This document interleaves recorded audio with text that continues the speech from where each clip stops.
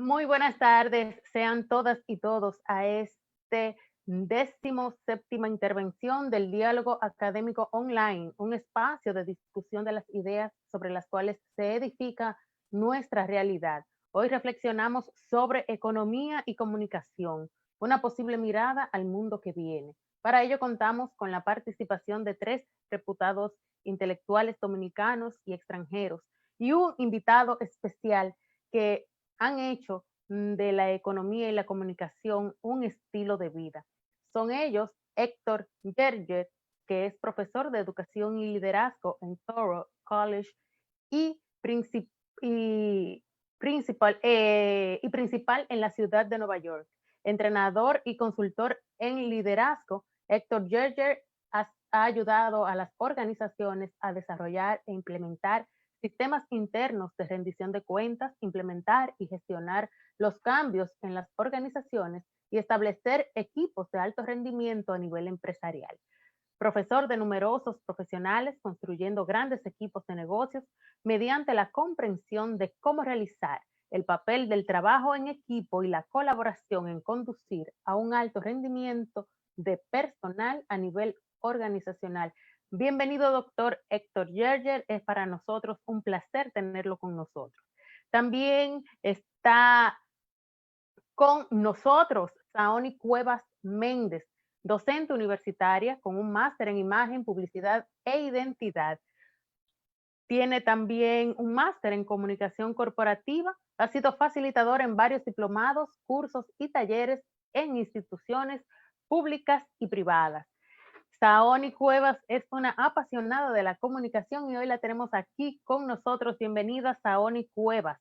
Nos acompaña también la doctora Cándida Díaz, docente universitaria, doctora en lingüística, egresada de grado y posgrado de la Universidad Autónoma de Santo Domingo. Actualmente dirige el Departamento de Comunicación Social de la Universidad Tecnológica de Santiago y tiene en su haber varios artículos y entre sus libros destacan el manual de redacción basado en competencias y el libro de análisis del discurso nacionalista en la prensa dominicana. Bienvenida, doctora Cándida Díaz, a este espacio. Qué bueno tenerla aquí con nosotros. Y nuestro invitado especial, el doctor Concepción Amin Cruz, profesor universitario en la Universidad de Nueva York, investigador y periodista. Ha dirigido un sinnúmero de periódicos, revistas, entre ellos La Noticia, El Día, El Nuevo Diario, así como ha fundado otros medios como Eco Latino, El Deportista y un amplio etcétera. Ha recibido varios reconocimientos por la Cámara de Diputados de países y entre ellos Estados Unidos y la República Dominicana. Actualmente preside el Congreso Hispanoamericano de Prensa de la ciudad de Nueva York. Bienvenido, doctor Concepción Amin Cruz. Qué bueno que está aquí. Comenzamos con la doctora Cándida Díaz, quien nos va a comentar sobre su experiencia trabajando con medios de comunicación. Qué bueno tenerte aquí, Cándida. Cuéntanos. Espacio diálogo académico, un espacio que ahora mismo lo considero de mayor importancia porque como estamos todos en Cerrona, estos espacios son buenos para uno reflexionar y hacer como dice el título, economía y comunicación, una mirada. Entonces, fíjate, hablar de los medios de comunicación antes y después de coronavirus es hablar y tener muchos temas que tratar. Siempre hemos sabido que las noticias vuelan y tienen alas.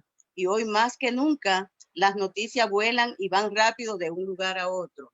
Entonces, ¿qué sucede? Siempre los medios han tenido esa guerra, esa lucha. Hablo de los medios tradicionales con los medios ahora digitales. Esos medios tradicionales quizás antes eran mucho más lentos porque lo que se produce hoy en fracciones de segundo, antes duraban quizás un año, quizás meses. Entonces, así va el flujo de información rápido de un lugar a otro. Y generalmente sabemos que detrás de todo esto hay manos ocultas que siempre están ahí para sobredimensionar o para ocultar algunas informaciones. Bien, vamos a hablar sobre todo desde el punto de vista de lo que son las estrategias comunicacionales, porque como no soy economista, pero eso nos deja ver que uno también pueda tocar algunos temas que tengan que ver, porque siempre la comunicación, yo la he visto como una sombrilla donde todas las otras áreas o disciplinas están debajo de ella, porque para todo hay que utilizar la comunicación. Y hoy en día, después de todo esto que estamos pasando, más bien aquí en República Dominicana, a partir de mediados de marzo, no hemos visto como que de repente no han empujado, no han regresado a nuestra casa, enciérrense, estén todos ahí, porque hay algo que está afuera, pero dentro de todo ese algo que está afuera, hay también algunas información que son manipuladas. Manipuladas en el sentido porque siempre hay que jugar con las emociones de las audiencias. Se informa por varios motivos, por temor, para infundir miedo y sobre todo con esta situación del coronavirus, lo que he podido observar, que más que informar, se desinforma. Y más que todo esto, infundir temor. Infundir temor en el sentido que la comunicación se ha convertido en un objeto mediático. Mediático en el sentido de que hay gente que han aprovechado la oportunidad para crearle temor al otro. Y eso está dentro de lo que son esas variables comunicacionales que hoy le llamamos redes sociales, que hoy le llamamos periodismo digital, a diferencia del periodismo tradicional que siempre tiene unos periodistas, un medio que siempre tratan de cuidar el prestigio. Porque cuando el periodista desinforma o dice unos datos o unas información que no son correctas, el público se da cuenta. ¿Por qué? Porque hay lo que le llamamos audiencias que son cautivas, que son pasivas, que todo lo creen, pero hay audiencia que desde que ven una información la cuestionan y van detrás de la búsqueda de la realidad. Y eso está pasando últimamente. Fíjense que hacer una comunicación tan mediatizada, hay personas que han aprovechado y han hecho como una guerra de información. Tú estás como infosificada, está como con una sobreabundancia de información que tú no sabes ni siquiera a quién creer. No sabes si va a creer a los datos oficiales que te están suministrando. No crees si los datos que están por ahí o las informaciones son reales. Entonces ahí viene la disyuntiva donde la audiencia se pone como un poco, por así decirlo, un poco incrédula de la información, porque te dan cifras y tú dices no, pero yo supe que en tal sitio murieron tanto. Y eso está pasando ahora mismo con las cifras oficiales que se están suministrando. Quizás muchos lo hacen hasta desde el punto de vista por ganar el rating. ¿Por qué? Porque hoy en día las informaciones falsas buscan eso, vender una información que tú te la construyen también, que tú terminas pensando que es real. Pero cuando tú vas y buscas realmente esos indicadores discursivos, te das cuenta que detrás de esa información hay una desinformación. Y hoy vemos eso con todos estos datos que están apareciendo, con todas estas informaciones. Entonces, desde el punto de vista económico, ¿quiénes ganan ahí? El rating. ¿Por qué? Porque eso es lo que busca el rating. Llevar una información mal direccionada, llevar una información con una intencionalidad de convencer, pero a la larga o a la corta, las audiencias se van dando cuenta. Fíjense que no sé si ustedes escucharon, sí, claro está, que lo escuchó todo el mundo, que aquí en República Dominicana fueron tanto las informaciones que dieron acerca de cómo curar el coronavirus, que llegó un momento que un ron adulterado llamado Cleren, que es manual que se hace, que es de fabricación haitiana, terminó matando en ese momento más personas que lo que estaba matando el coronavirus. ¿Por qué? Porque se aprovecharon personas que se disfrazaban de médico para dar recetas, para dar informaciones que no eran reales, pero ¿qué se buscaba ahí? Una información mediatizada con el origen de ganar, quizás desde el punto de vista económico, el rating y quizás hasta publicitar algunas mercancías que pudieran sacarle a esta desgracia, como decimos, provecho desde el punto de vista económico. Entonces, las audiencias tenemos que ser cautelosas a la hora de escuchar o ver las informaciones. Y esto no es nuevo, porque ¿qué era lo que era primero que llevaba la información rápidamente de un lugar a otro? La radio. Con la radio sucedió. La radio era el medio que más rápido difundía la información y muchos locutores aprovechaban para estructurar o construir diálogos y mensajes que dentro de todo esto tenía una intencionalidad que era confundir al lector y hacerle creer ciertas verdades siendo mentiras. Ahora con este flujo de información a través de las redes sociales se da lo mismo. ¿Y qué se busca ahí? Ganar el rating, llegar primero, vender también informaciones, vender productos, porque ahí está bien el marketing. El marketing que ayuda algunas veces con esa publicidad de carácter hasta político, como las utilizan los políticos, que algunas veces tienen, y no quiero con esto quizá ofender a mi propia clase, que son los periodistas, pero en este país, como todo depende del Estado y los empleos dependen del Estado, la mayoría de los periodistas tienen algunos medios por ahí que son, ¿verdad? Sustentados o rentables o sostenibles por políticos o por gente que están en el poder, y algunos desde el punto de vista empresariales. Entonces, desde ahí yo puedo decir que también la pandemia, el coronavirus, le ha rentado a mucha gente beneficio a través de estos mensajes maliciosos y malintencionados con la finalidad de ganar algunos adeptos desde el punto de vista empresarial y desde el punto de vista hasta político, si se quiere.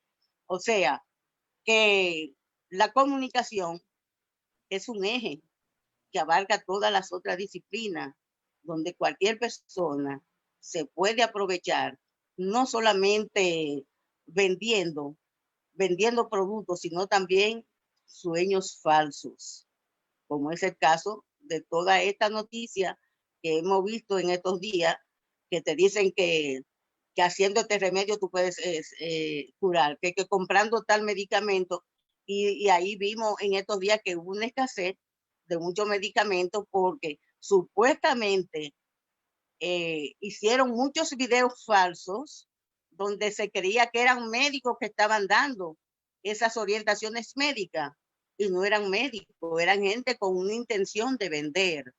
Entonces, antes y después del coronavirus, o como también le podemos decir, el post-coronavirus, vamos a ver que van a seguir unas oleadas de informaciones donde lo que se trata es de distorsionar, si se quiere, a las audiencias para que ellas puedan beneficiar a algunas personas que viven de todo esto. Con esto no quiero decir que en todos los casos se dé, porque como también hay personas que son serias haciendo su trabajo, también hay personas que son charlatanes, y eso lo sabemos. Como también en los medios tradicionales también pueden aparecer, porque en toda la historia de la humanidad se ha visto todo esto. Gracias, Cándida. Comunicar el miedo con el fin de conseguir beneficios económicos, aprovechar el temor de la gente para sacar provecho, para sacar dinero. Saoni Cuevas, ¿qué nos dices? Economía, comunicación y pandemia. Bienvenida a este espacio, Saoni.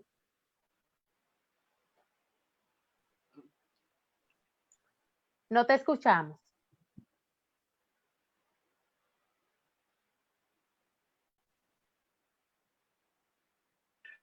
Hello, y ahora me escuchan. Ahora sí. Tengo un delay, perdón, estoy usando dos dispositivos. Ok, ahora sí. Sí.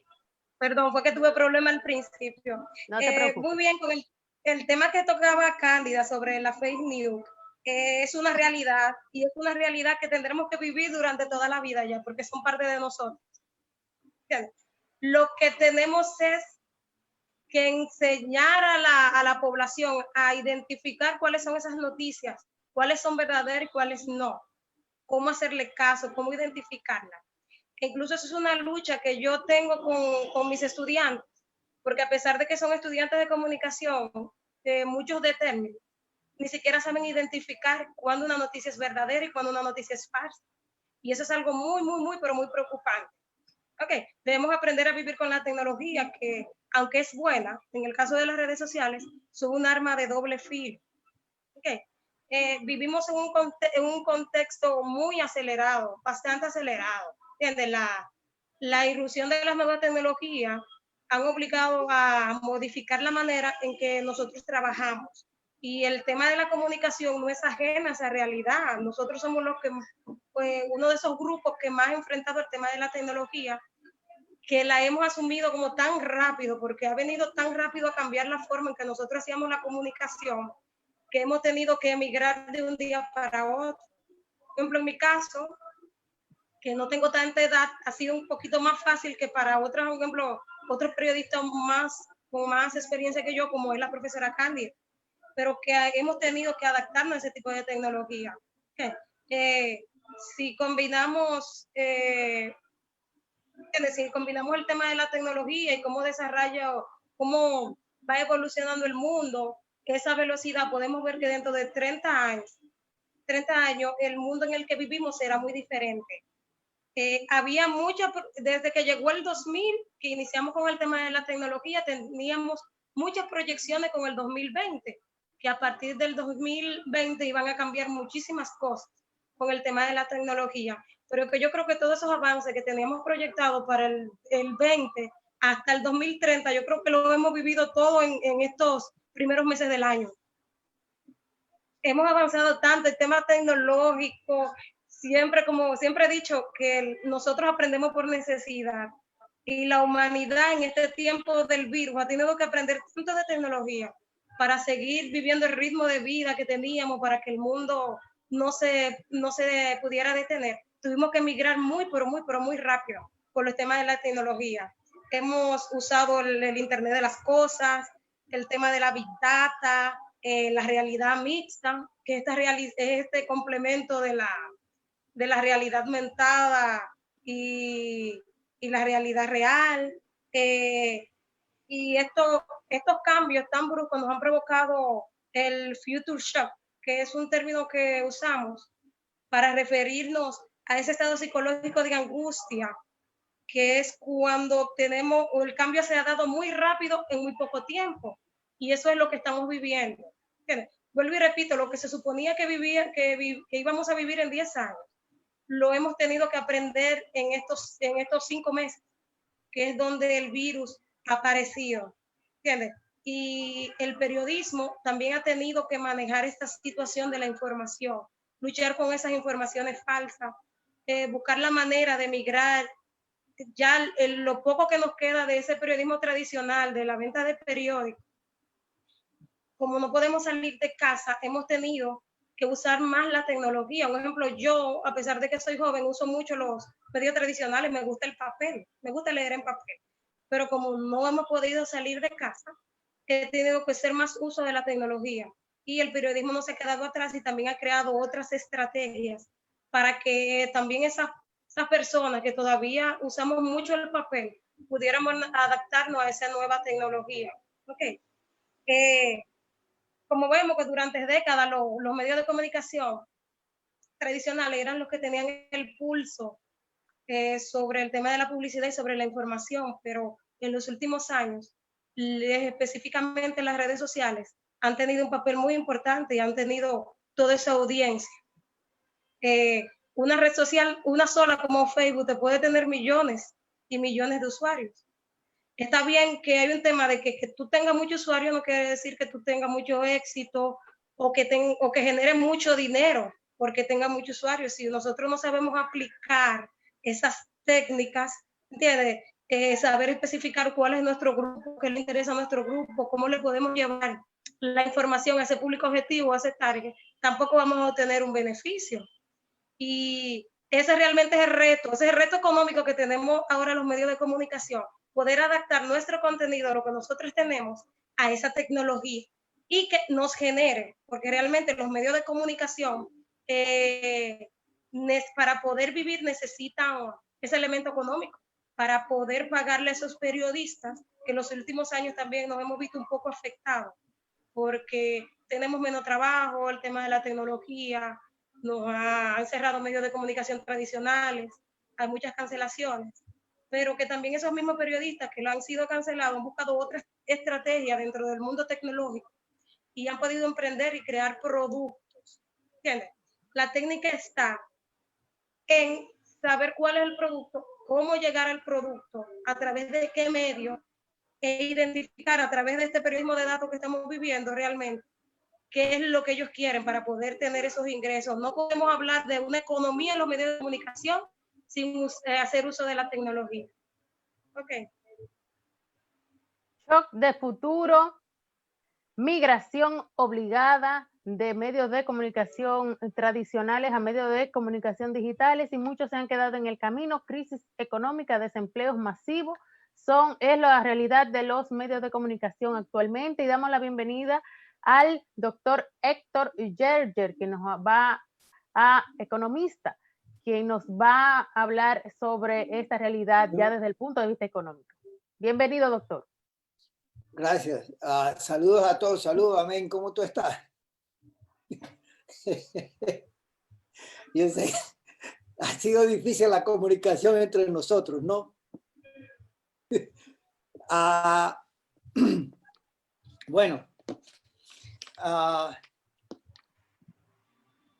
vamos a hacer dos cosas. La meta de mi presentación es, y el propósito de mi presentación es darle a conocer, ¿no? Cambios que se están produciendo dentro de la economía mundial, específicamente la economía de los países más desarrollados del mundo. Y uno de estos es lo que le llamamos el desempleo. Quisiera hacerle una presentación que tengo de PowerPoint aquí mismo. ¿La ven? No. Dame un minuto. I have to screen share.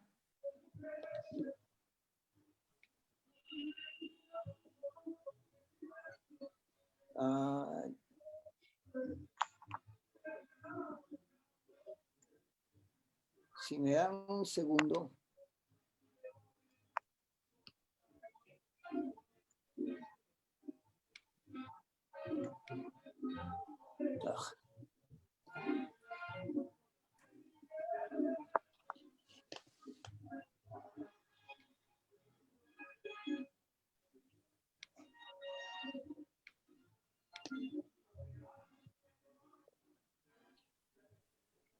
¿Ya? ¿Pueden ver el slideshow? Sí, lo vemos, doctor. Sí, lo vemos. Okay, bien.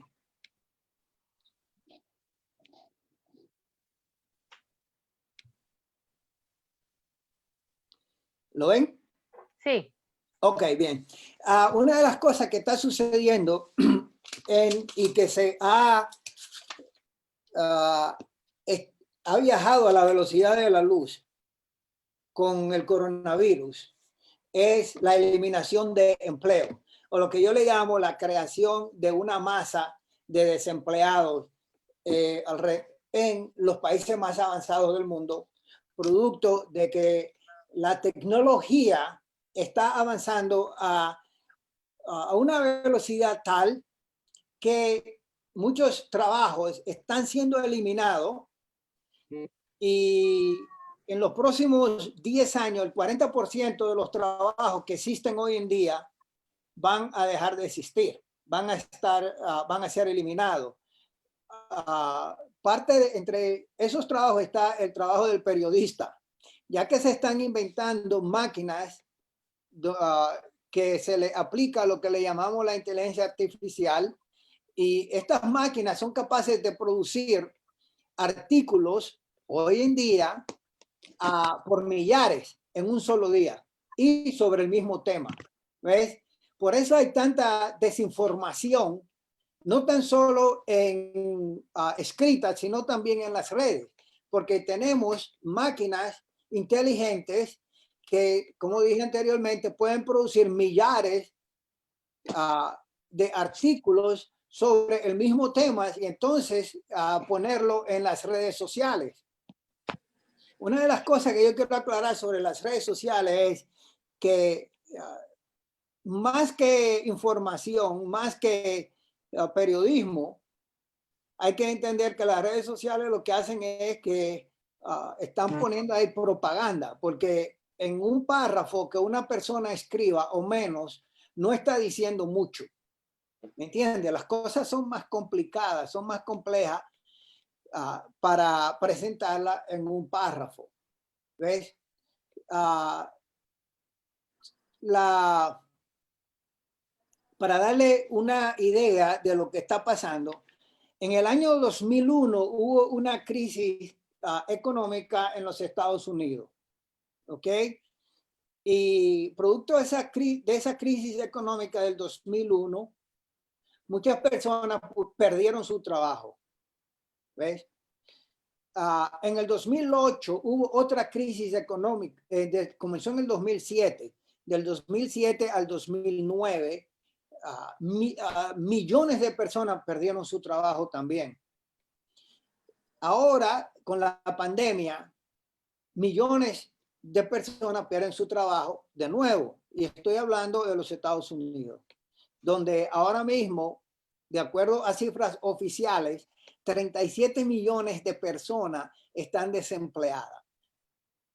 Y ese es un número demasiado alto. El problema ha sido que esa crisis que hubo en el año 2001, esas personas no recobraron su trabajo, la mayoría. ¿Ves? Muchas de esas personas se quedaron desempleadas. En la crisis del 2008, todas esas personas que fueron despedidas de su trabajo regresaron a trabajar. Muchas de esas personas se quedaron sin trabajo. ¿Okay? Ahora ves cómo se va acumulando el número de desempleados. Con esta pandemia, de esos 37 millones de personas que han perdido sus trabajos, yo diría que tal vez si el 75% de ellos regresa y tiene un trabajo, eso será un logro muy grande. Pero yo asumo que el 25% por lo menos no va a regresar a la fuerza laboral, no va a tener un trabajo. Específicamente ahora que se está tratando la tecnología como el Zoom, este tipo de tecnología que va a dejar a muchas personas sin trabajo. Inclusive muchos profesores, muchos docentes van a perder su trabajo producto de esta tecnología que nosotros estamos utilizando.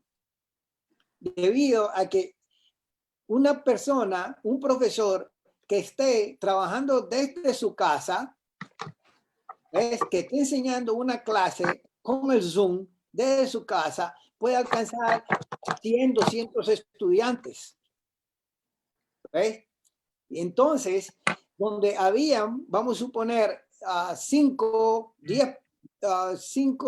a 8 profesores, ahora solamente una persona, un profesor va a hacer el trabajo de esos 7. Eso es otro de los problemas, ¿no? que va a pasar con esta crisis después que pase la pandemia. ¿Ves? El único sector, hay 2 sectores en la economía norteamericana y en la economía de muchos países desarrollados que todavía no han sido tocados por la tecnología de manera masiva.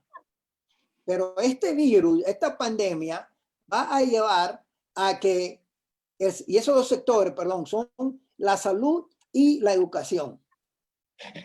Y la salud y la educación, con esta pandemia van a ser afectadas. ¿Ves? Esos son los dos de los sectores que van a salir más afectados de esta pandemia. Por ejemplo, una de las cosas que podemos ver es la aplicación de la inteligencia artificial a la educación y a la medicina. Por ejemplo, a través de Watson, que es una computadora, una supercomputadora que creada por la IBM y que también se ha estado aplicando a la educación y a la salud. Watson, para darles un ejemplo, es capaz de dar un diagnóstico y a la misma vez un tratamiento, prescribir un tratamiento para una persona que tenga una enfermedad con un 70% de más certeza que un doctor o un especialista en una rama médica. Así que la próxima vez que yo vaya al médico, lo que le voy a preguntar al médico es que si tiene Watson. Para darle una idea de lo que es Watson, le voy a mostrar este video que ya muchos de ustedes lo han visto.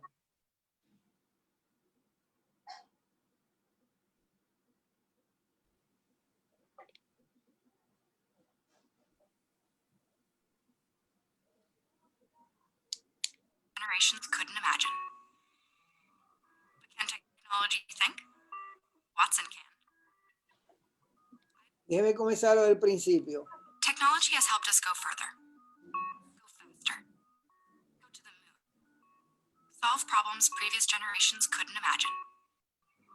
But can technology think? Watson can. IBM Watson is a technology unlike any that's come before. Because rather than force humans to think like a computer, Watson interacts with humans on human terms. Watson can read and understand natural language, like the tweets, texts, articles, studies, and reports that make up as much as 80% of the data in the world. A simple internet search can't do that.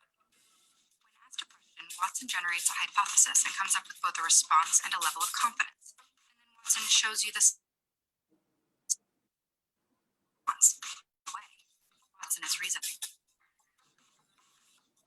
You don't program Watson, you work with Watson. And through your interactions with it, it learns, just like we do. Every experience you give it makes it smarter and faster. But in addition to learning, Watson can also teach. A generation of doctors are helping Watson learn the language of medicine. In turn, Watson is helping teach doctors by providing possible treatment options. Watson is learning the language of finance to help investment advisors recommend the best way to plan for retirement. The IBM Watson Engagement Advisor can react to a caller's questions and help operators find the right answers faster. The IBM Watson Discovery Advisor helps researchers uncover patterns that are hiding in mountains of data and then share these new insights with colleagues. With Watson Analytics, you can ask Watson a question, and Watson can show you what the data means in a way that's easy for anyone to understand and share. The IBM Watson Developers Cloud offers software vendors and developers the technology and tools they need to take advantage of Watson's accessible on the cloud.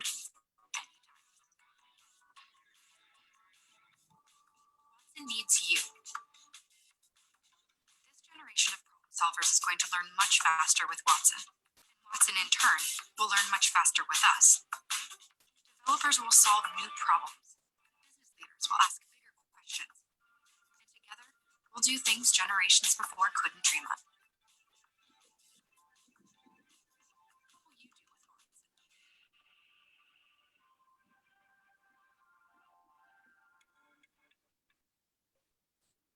Ese es Watson. Como puedes ver, ¿me escuchan? Sí, te escuchamos, te escuchamos. Okay. Como puede ver, Watson, vieron varias palabras ahí que ellos usaron. Y dice, Watson puede enseñar. O sea, no tan solo aprender. Watson aprende por los algoritmos que tiene. Pero Watson también puede enseñar. ¿Ves? Entonces dice que los médicos trabajan con Watson. Pero esos mismos médicos que están trabajando con Watson, eventualmente van a ser despedidos porque Watson va a ser mucho más efectiva y se ha demostrado ya que es mucho más efectiva que un médico diagnosticando y prescribiendo un tratamiento a seguir a un enfermo. Eso es en términos de la inteligencia artificial. Cuando la inteligencia artificial se comenzó a aplicar a la robótica, se ha acelerado el proceso de cambio en la tecnología, porque ya no se necesita a alguien para que opere a un robot, ¿ves? O para que lo continúe programando, sino que cuando se le aplica la inteligencia artificial a la robótica, entonces la inteligencia artificial puede aprender, puede ir aprendiendo, corrigiendo, autocorrigiéndose a sí misma y a la misma vez manejando al robot. No se necesita un ser humano. Si se va a necesitar un ser humano es para darle mantenimiento al robot y para limpiar. ¿Ves? Para eso se va a necesitar el ser humano. En términos, eso en términos de la inteligencia artificial. Es una fuerza disruptiva sin precedentes por la velocidad a que va cambiando. Si ustedes se recuerdan, nosotros hoy en día estamos usando el iPhone 11 y el iPhone 2 o 3 salió hace menos de 10 años y ya estamos en el 11. ¿Ves qué rápido va evolucionando? Entonces, por eso es una fuerza disruptiva sin precedentes, a la misma vez porque está creando una masa de desempleados. Al principio fue la manufactura que empezó a tomar lugar este cambio. ¿Ves? Las factorías o las fábricas empezaron a desaparecer en los Estados Unidos, fueron movidas a China, muchas a la República Dominicana, a México y a otros países donde había una fuerza laboral más barata.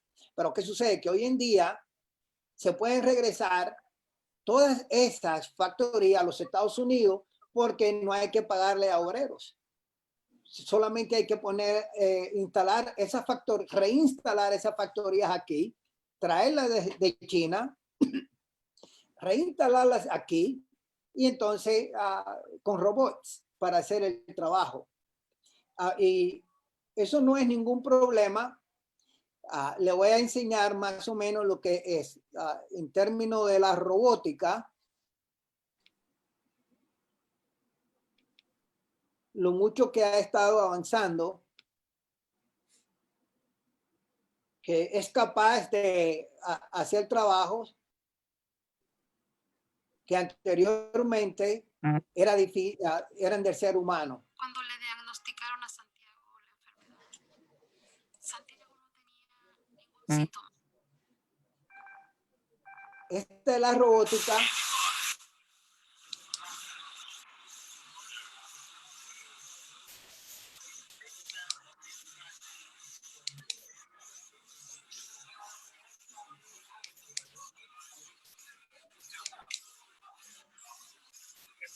Quiero que se fijen en la precisión de esos robots y la velocidad.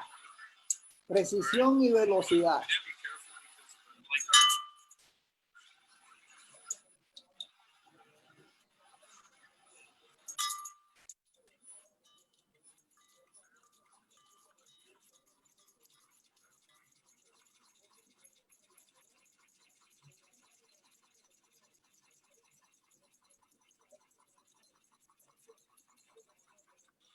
No hay ser humano que pueda compararse a eso.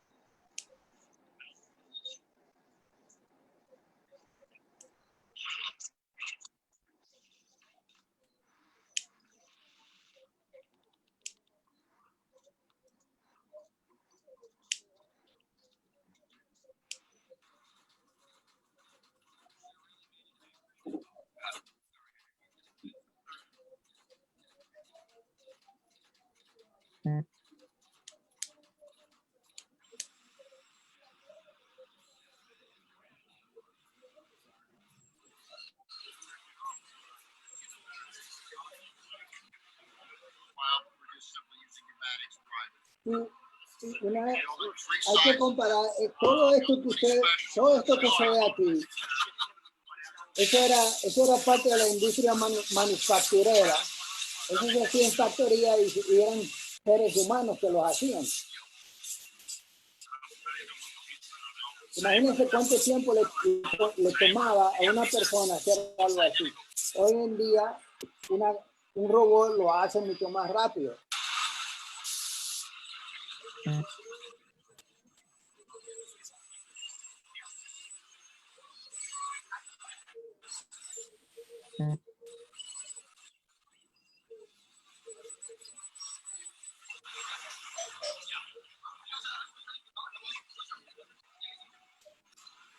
Entonces, fíjense cómo colaboran esos dos robots.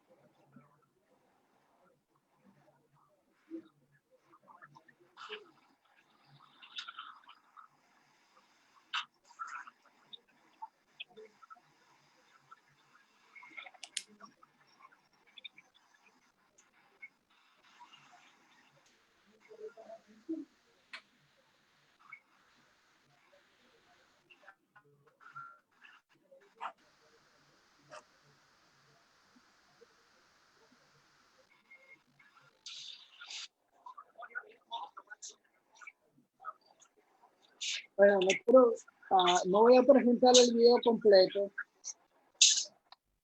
No lo voy a presentar el video completo porque son varios minutos más. Pero tienen una idea más o menos de cómo la tecnología está cambiando. Por ejemplo, cuando yo les expliqué que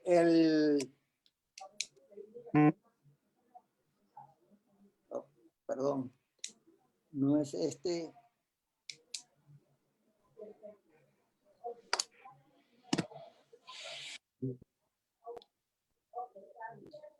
Le voy a enseñar esto. ¿Lo ven? Los Angelinos de California derrotan a los Medias Rojas de Boston.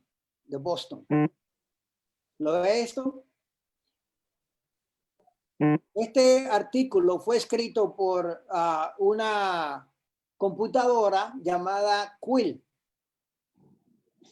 Eso no lo escribió un periodista. Y esto yo lo muestro porque eso fue en el año 2000, alrededor del 2011 que lo escribió. Imagínense que hoy en día ese mismo programa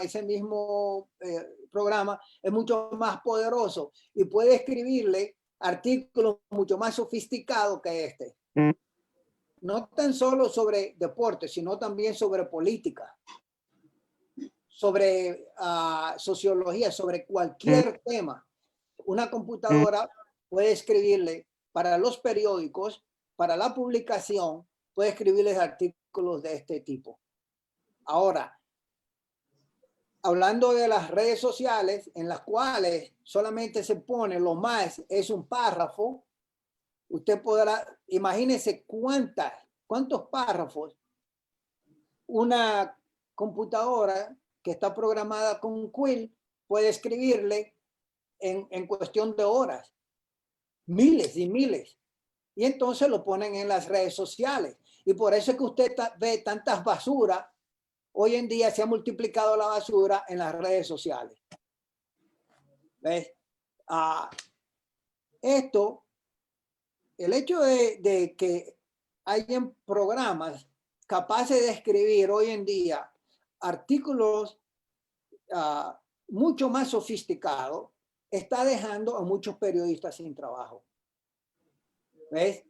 A muchos. Y cuando hablamos del desempleo,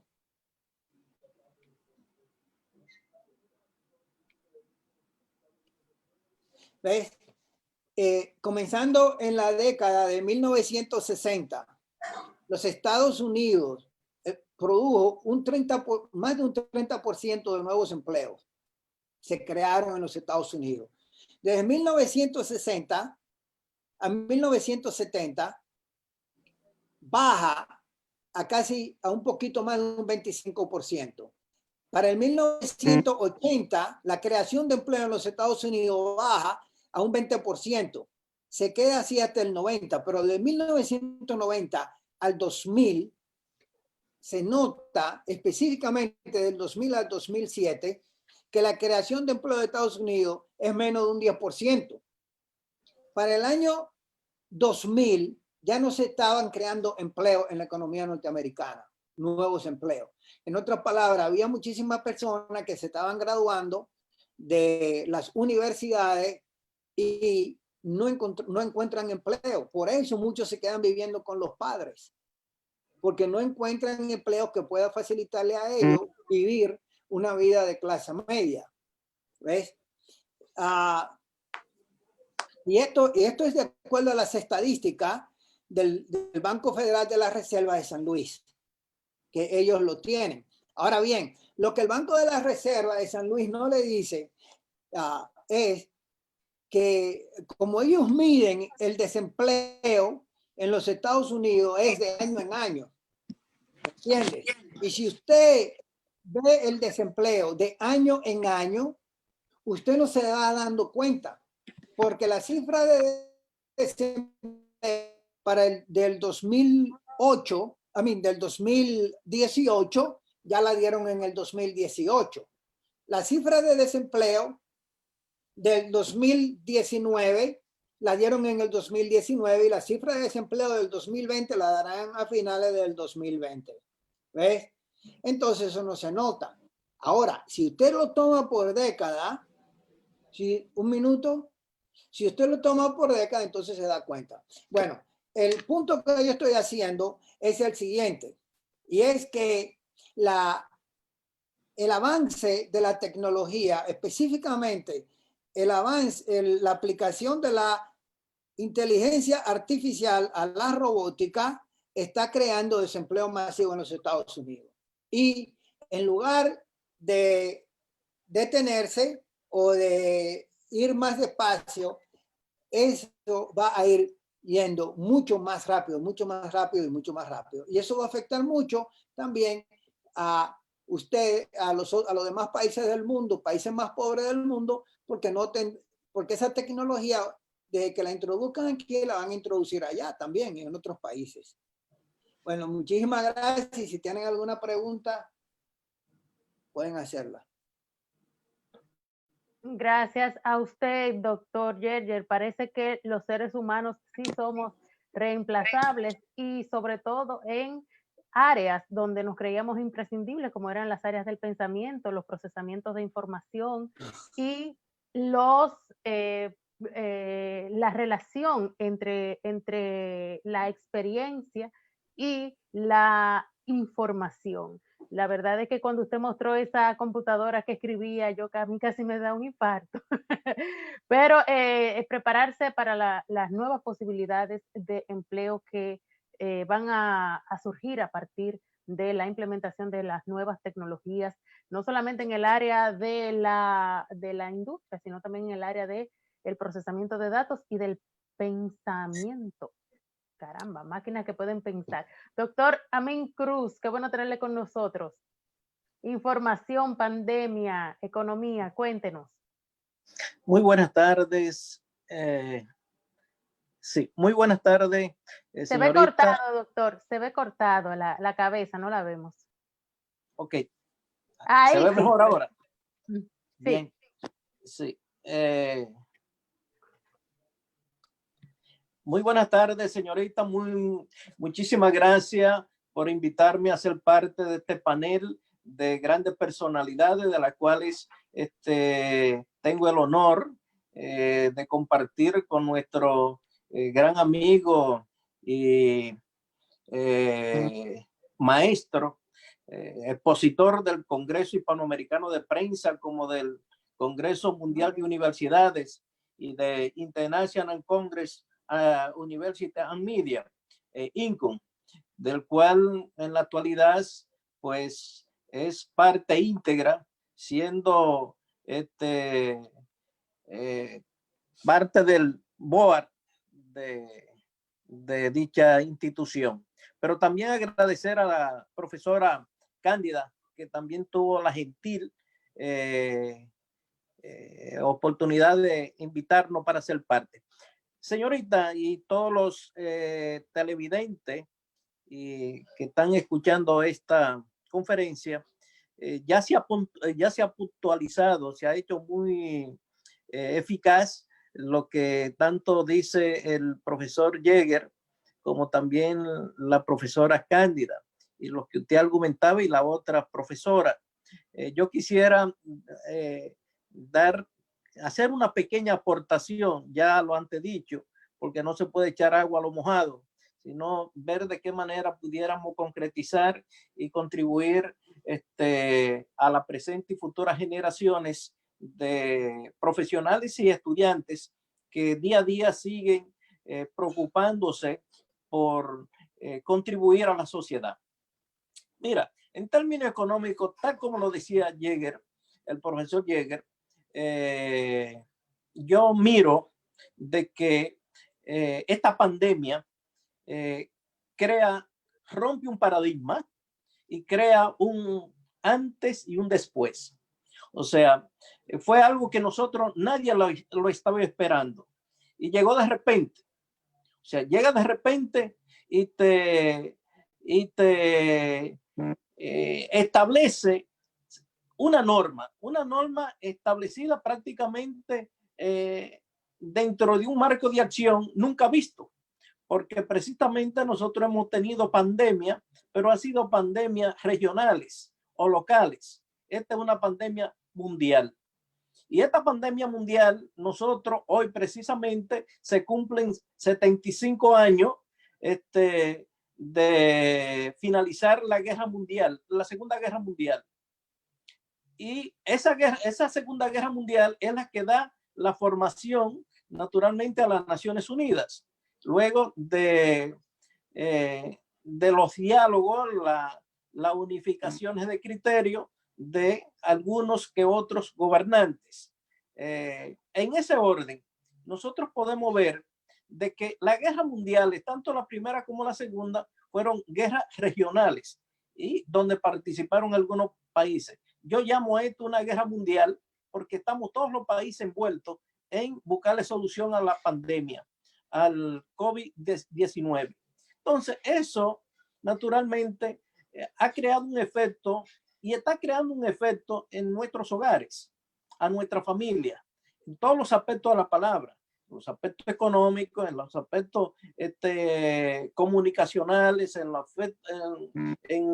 el aspecto humano. Hay muchas familias que están deprimiéndose. Hay muchas familias que tienen problemas económicos, etcétera, etcétera. Entonces, todo eso va a crear realmente una situación, tal como lo decía el doctor Jäger, no lo especificó de esta forma que yo lo voy a especificar. O sea, no hay gobierno. O sea, los gobiernos que cuando pase esto van a tener una crisis. Las universidades van a tener, muchas de estas universidades nuestras, de las cuales ustedes son hasta profesores y que nosotros naturalmente también lo hemos sido, van hasta cambiar la metodología. Hay muchas de estas universidades que esta pandemia le están dando una pauta diferente a las tradicionales. Entonces, todo eso es un aprendizaje que nos está dejando esta pandemia. Por eso yo hablaba y digo de que esto es un antes y un después, como el alfa y omega, cuando Jesús vino hace 2020 años. Entonces, básicamente, esto va a ser un mundo diferente. Y este mundo diferente también está estableciendo una metodología diferente a la metodología que nosotros teníamos como comunicadores sociales. Ya podemos ver esta. Nosotros nunca utilizamos esta metodología o estos métodos tecnológicos en el ayer. O sea, no lo utilizamos en el 2019. Se hacían de otra manera, con otro formato. Dábamos clases, hacíamos alguna conferencia, pero era otro nivel, a donde teníamos una masa conglomerada de personas y teníamos un exponente. Sí, eso se daba. Y podía también, muy casual, también lo teníamos dispersado a nivel internacional. Pero ahora esto se ha popularizado y se ha establecido como una norma ya establecida, donde precisamente tanto el Zoom como Meet, como otras como el Skype, etcétera, etcétera, ya lo están estableciendo como parte de una plataforma que la van a comenzar a usar desde, o sea, la están comenzando a usar desde ya. Mañana la van a modificar y va a ser mucho más efectiva. Entonces, en términos, ¿qué estoy diciendo con esto? ¿O qué quiero decir con esto? O sea, esto va a poner en gran medida unas secuelas de desempleo. O sea, mañana vamos a tener grandes desempleos. Ya lo dijo Jäger. Tenemos aquí en los Estados Unidos prácticamente mal contado, o así sucedido, de que tenemos 37 millones de desempleados.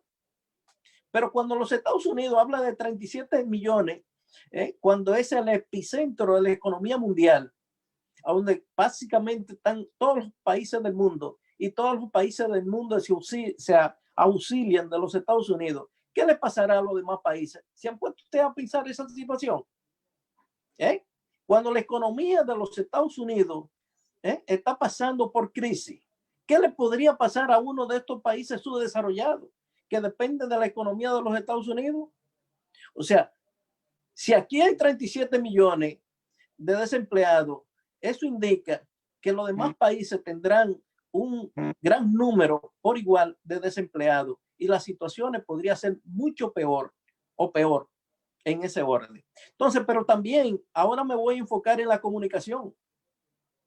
¿Sabrán ustedes que, o sabían ustedes que en el 2019, 2018, ya esto viene de los años prácticamente 2015, por ahí 2000, comenzó en el 2014, que muchos de los periódicos, esos grandes diarios que nosotros teníamos, que hacían grandes volúmenes de ejemplares de tiraje, se fueron reduciendo, se han venido reduciendo y le han dado prácticamente cabida a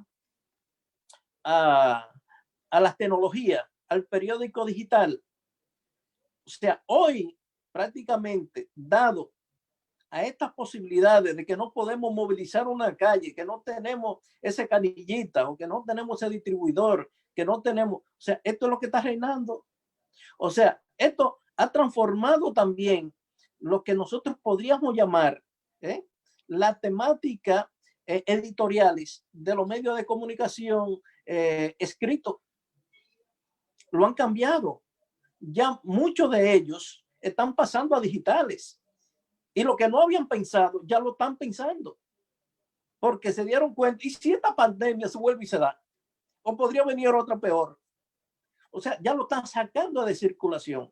¿Qué significa eso? Que en una sala de redacción, a donde teníamos algunos 50 o 30 o 20 periodistas, ya a lo mejor nada más se quedarán con 10, otros con 5. Y lo demás.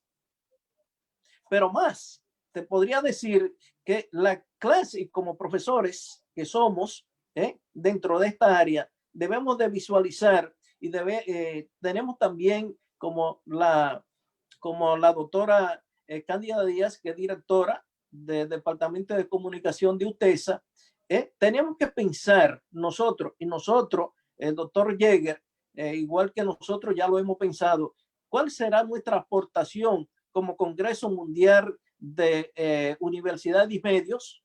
¿Cuál es nuestra aportación como INCU en ese orden? Porque vemos en riesgo de que nuestra profesión prácticamente está desapareciendo. Y lo digo con esta palabra así sencilla, porque inclusive cito aquí al doctor, a esa gran eminencia, el doctor Javier Darío Restrepo, padre de la ética de latinoamericana y recién fallecido el año pasado, donde decía que básicamente una gran cantidad de comunicador empírico estaban desplazando a los verdaderos y honestos periodistas que realmente conocían de ética, y por eso la ética estaba en peligro dentro de los medios de comunicación a través del internet, porque cualquiera puede ser periodista y cualquiera puede escribir. Entonces ahí se da lo que nosotros llamamos el fake news, donde realmente es una noticia que no tiene una veracidad. Entonces todo eso, ahora mismo, esta pandemia le ha dado un espaldarazo, le ha dado fuerza, le ha dado más vigencia que prácticamente las que teníamos ayer. Entonces estoy concluyendo diciendo que básicamente la versión del periodismo tiene que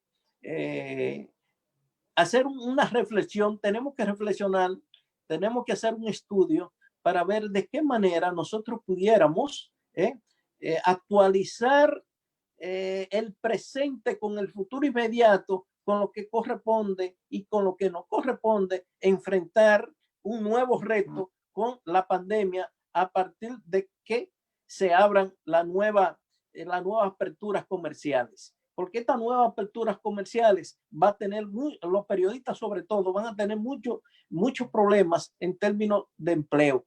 Y entonces nosotros seremos los llamados a defenderlo, pero también las universidades. Yo visualizo que ya las facultades las facultades básicamente de comunicaciones en el futuro van a tener, los periodistas van a buscar, digo, esos estudiantes que piensan ser periodistas ya van a inmigrar, a buscar otra vía de profesionalizarse.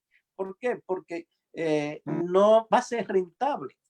La carrera de periodista ya no va a ser rentable si tenemos un número de personas en la calle que te puede escribir, que te puede hacer una página, un blog, te puede hacer un periódico, que te puede hacer una serie de cosas que no necesariamente tienes que ir a la universidad, pero por igual se da el caso. La única profesión del mundo que todo el mundo se engancha es la del periodismo. Nadie puede ser médico, nadie puede ir a hacer una operación si no tiene realmente, como le llaman en Santo Domingo, tiene ¿cómo que le llaman? El título, no, el S4. El S4. Nadie puede subirse a ir a una corte a defender una persona y no tiene el S4. Pero un abogado, un médico, un ingeniero puede escribir en cualquier periódico y le están escribiendo. Entonces, eso naturalmente es un gran peligro, y ahora la pandemia le abre esta oportunidad a lo que nosotros, y yo daba una charla hace unos días sobre el periodismo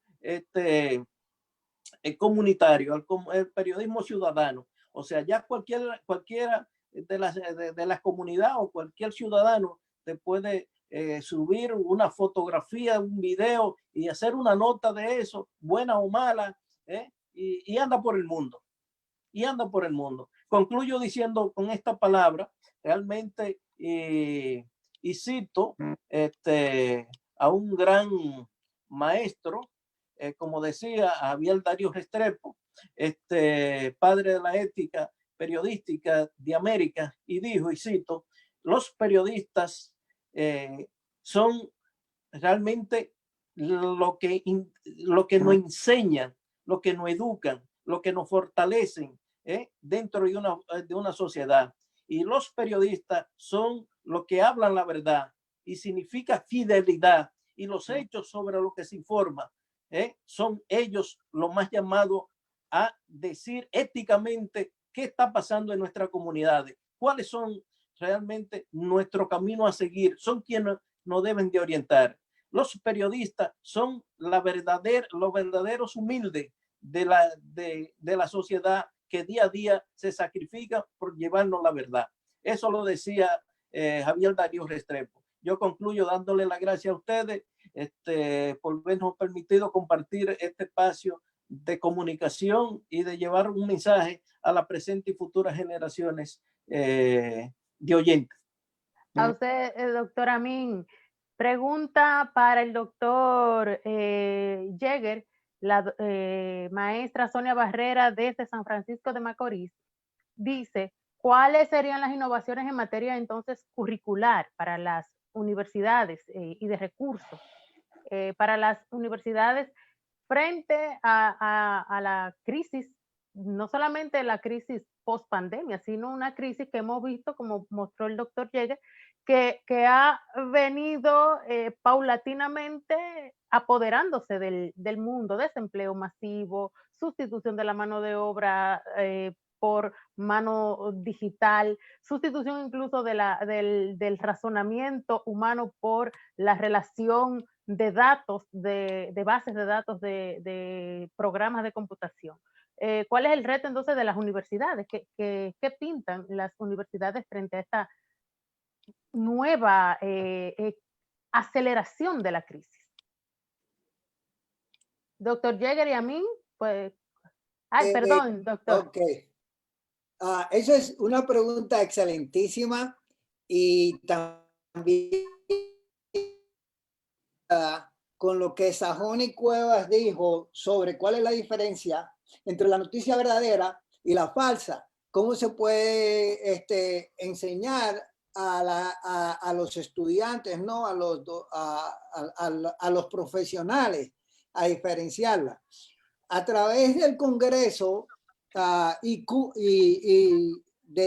través de ICUM, ¿ves? Nosotros hemos venido proponiendo, y esto es muy importante, de la única manera que nosotros podemos diferenciar la verdad sobre la mentira, de la única manera que nosotros podemos contrarrestar esa avalancha de desinformación, ¿no?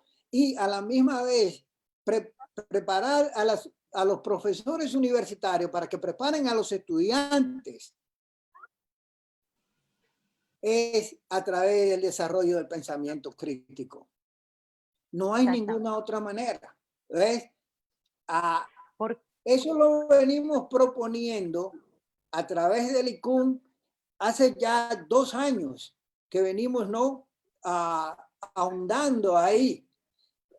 Usted no puede crear, lo que hay es que crear intelectuales, personas que pregunten, que no acepten las cosas, pues no acepten lo que le digan, sino que pregunten, que cuestionen. Y solamente se puede hacer eso a través de el desarrollo, ¿no? De la criticidad. ¿Cómo se desarrolla la criticidad? Primeramente tienen que entender que cuando nosotros pensamos como seres humanos, vamos a través de 8 componentes, ¿ves? Y uno de esos componentes, por ejemplo, es el propósito. Cuando pensamos, siempre pensamos con un propósito. No pensamos en el vacío. Ahora bien, cuando le aplicamos, eso es de acuerdo a la psicología cognitiva, ¿no? Que hay 8 elementos del pensamiento. Pero a esos 8 elementos del pensamiento nosotros tenemos que aplicarle estándares intelectuales. Y entonces, a la misma vez que vamos aplicando los estándares intelectuales a esos 8 elementos del pensamiento, entonces vamos sofisticando y disciplinando nuestra manera de pensar y desarrollando virtudes intelectuales que nos permiten cuestionar siempre cualquier idea, creencia que no esté basada en la realidad. Y ese es uno de los problemas que nosotros tenemos. Nosotros, el ser humano, la mayoría del ser humano que no piensa de manera crítica, trata de imponer sus ideas a la realidad. En otras palabras, si usted cree algo, usted va a ver toda la realidad a través del filtro de esa creencia que usted tiene. Aún esa creencia no tenga ninguna validez, no tenga ninguna evidencia para sostenerla. Solángel, la maestra Solángel Román de la UAS, dice que al periodismo lo han convertido en un espectáculo y de la inmoralidad, convirtiéndose esa inmoralidad en un agente moral. No sé qué ustedes tienen que decir con respecto a ese señalamiento. Y la profesora Jennifer Zorrilla le dice al doctor Amin que cuando hablaba de la sustitución ella dice que no es lo mismo lo que está pasando actualmente, producido por un estado de emergencia y producido por una situación especial, que la normalidad que viene a partir de ya cuando todo retornemos a la nueva normalidad que vendrá.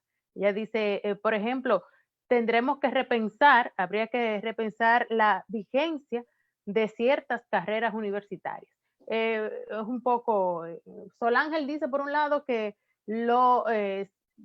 ese factor ético del periodismo no lo puede, no puede sustituirse por una máquina, y porque solamente el ser humano tiene ese componente ético, ¿no? De saber lo que está bien y lo que está mal.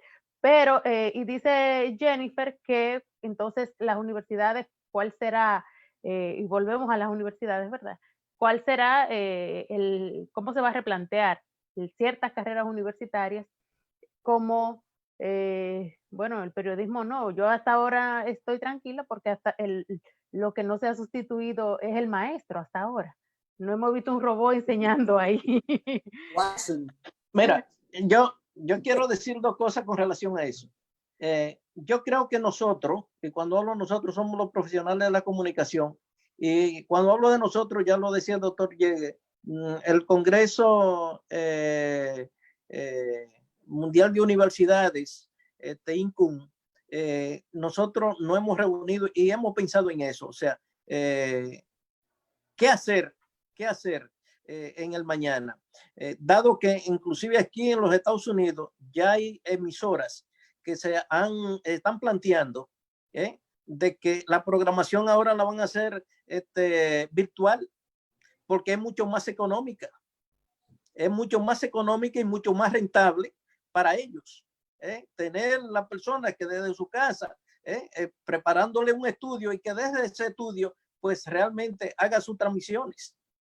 Le paga menos y hasta es más eficaz haciendo eso desde su casa, dentro de su panorámica, y naturalmente ellos, por otro lado, pues se evitan pagar allí quien limpie, quien haga esto. O sea, reduce el 100%, el 50% del personal de trabajo. Con relación a las universidades, debo de decirte que ciertamente, o sea, como profesor, yo creo que una máquina de robot no nos sustituye, pero hay que ver de qué punto de vista tú lo estés viendo, cuando naturalmente los gobiernos, porque esto es un problema ahora que tenemos que centralizarlo a través de los sindicatos, colegios de periodistas o asociaciones de periodistas, a que naturalmente, y las asociaciones hasta que están organizadas, por ejemplo, ADECOM,